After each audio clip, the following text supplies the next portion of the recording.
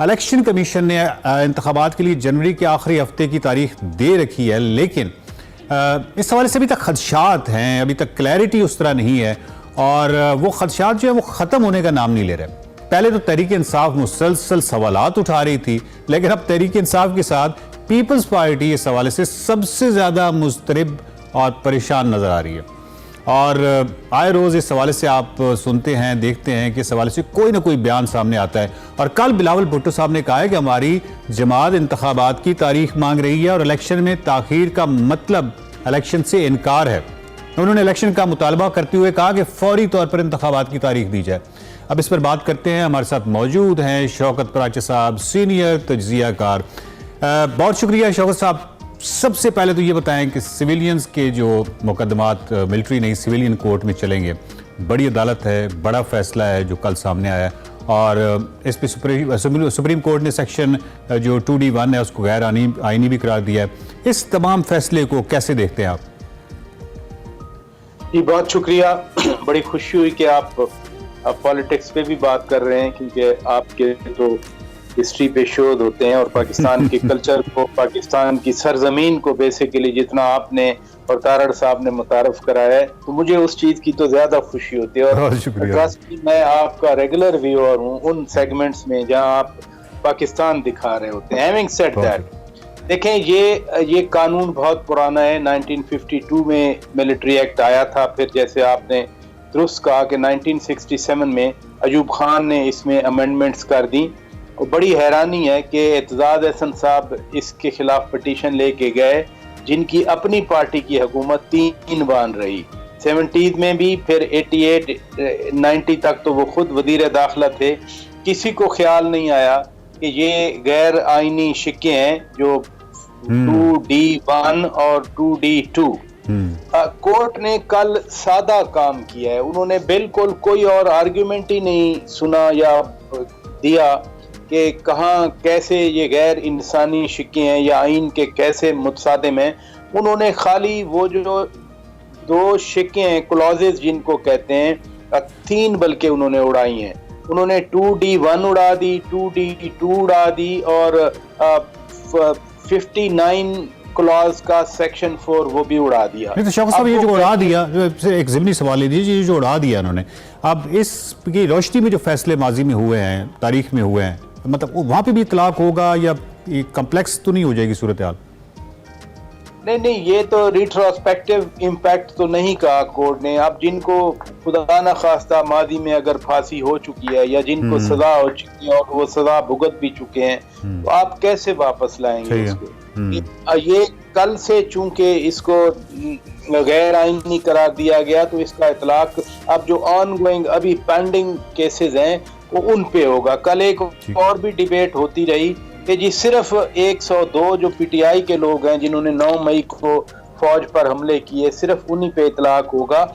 एक कानून स्पेसिफिक तो नहीं लिखा हुआ कि सिर्फ फैसले में 102 का वर्ड तो आया क्योंकि ये पिटीशन थी, इसका तो एक ब्रॉडर बन गया। जब वो शिकें रही नहीं, यानी कल जो गजट नोटिफिकेशन होगा इस फैसले के खिलाफ अगर अपील नहीं आती या अपील आती है तो यही फैसला मेंटेन रहता है। तो जो गजट नोटिफिकेशन होगा उसमें 2D क्लॉज 1 और 2D क्लॉज 2 और 59 क्लॉज 4 नहीं होंगे। तो फिर लीगल बेसिकली मिलिट्री कोर्ट में सिविलियन का ट्रायल करने का ये लीगल बेस थी। इसका एक और मतलब भी है कि जिन लोगों को पहले ट्राई किया गया इसी सेक्शन 2D क्लॉज 1 के अंडर, सेक्शन 2D क्लॉज 2 के अंडर और सेक्शन 59 क्लॉज 4 के अंडर, इट मीन उनका ट्रायल पहले लीगल था। फिर ये एक लीगल फ्रेमवर्क था हमारे कानून में। मिलिट्री एक्ट 1952 में जो अमेंडमेंट्स हुई बाद में, हालांकि 2017 तक अमेंडमेंट्स होती रहीं, लेकिन ये क्लॉजेज नहीं छेड़ेंगी। इट मीन्स कि कल चूंकि ये क्लॉजेज स्ट्राइक डाउन की गई हैं, इट मीन्स इससे पहले फिर जितने ट्रायल हुए हैं वो मुल्क के कानून के मुताबिक हुए हैं। अब रही बात, मैं एक मुख्तसर सवाल नवाज शरीफ साहब के हवाले से भी करना चाह रहा हूँ। एक्चुअली वक्त कम है और सवाल मेरे पास आपके हवाले से बहुत ज़्यादा है, लेकिन मियाँ साहब की जो मरीज के साथ इश्क है वो तो मतलब ऐसी नज़र आ रहा है, उसका एजेंट के साथ कोई कोई उससे मुतासर नहीं हुआ, वो मरी के साथ इस तरह मोहब्बत करते हैं, मरी गए हुए हैं। लेकिन उससे आनवर्ड जो उनकी अपीलों के हवाले से मैं आपसे पूछना चाहूँगा कि जो नैब केसेस में अपनी अपीलों की समाअत की जो दरख्वास्त दायर की हुई है, नवाज शरीफ की अपीलें बहाल करने की दरख्वास्तों पर आज समाअत होगी, क्या साबिक वज़ीर-ए-आज़म नवाज शरीफ को अदालत से रिलीफ मिल जाएगा? प्री जज करना और वो भी आज के दिन बड़ा मुश्किल है, लेकिन जो अभी हालात हमारे सामने आ रहे हैं उससे तो लगता है कि मिल जाएगा। और उसकी बुनियादी वजह ये है कि जब मियां साहब गए थे और उनकी अपील आई थी, यही अपील जो सजा के खिलाफ, तो उस वक्त भी कोर्ट ने कहा था, इसी इस्लामाबाद हाई कोर्ट ने, कि चूंकि वो इधर नहीं है तो इसलिए उनको अभी रिलीफ नहीं मिल सकता, लेकिन उनका right to appeal remains pending. Otherwise वो 30 दिनों का जो बार होता है वो भी कोर्ट ने वेव ऑफ कर दिया था। तो कल जैसे इसाक डार साहब को बरियत मिल गई और नैब प्रोसिक्यूटर जनरल ने कहा कि हमें कोई मसला नहीं है इनकी बरियत पे, नैब कल जिस तरह से बयान दिया नैब ने, हालांकि 4-5 साल पहले 2016-17 की बात कर रहा हूँ, यही नैब होता था, यही प्रोसिक्यूटर, इसी तरह के प्रोसिक्यूटर जनरल थे, वो और बातें किया करते थे। आज ये भी देखना है कि मियां साहब के केस में जो नैब है, यानी जिनका केस है, वो क्या प्ली अख्तियार करते हैं। लेकिन चूंकि मियां साहब आ गए हैं, मियां साहब ने सरेंडर किया हुआ है, बाकी अगर जमानत हो सकती है तो एक केस है अल अजीदिया हिल मेटल में, फिर उसमें भी तो मियां साहब को रिलीफ, जो जिस तरह के हालात हैं उनमें रिलीफ मिलता मुझे तो नजर आ रहा है। ज़बरदस्त।